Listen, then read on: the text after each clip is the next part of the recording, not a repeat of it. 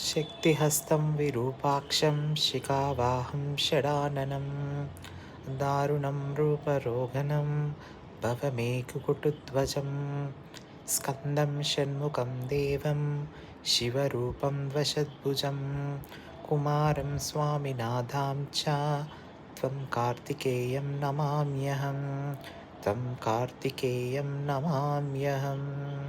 ॐ शरणाभवाय ॐ श्रीकार्तिकेयाय नमः।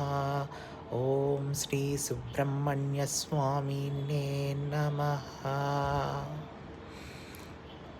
ॐ शक्तिहस्तं विरूपाक्षं शिखावाहं षडाननं दारुणं रूपरोगनं भवमेकुकुटुध्वजं स्कन्दं षण्मुखं देवं शिवरूपं वशद्भुजं कुमारं स्वामिनाथां च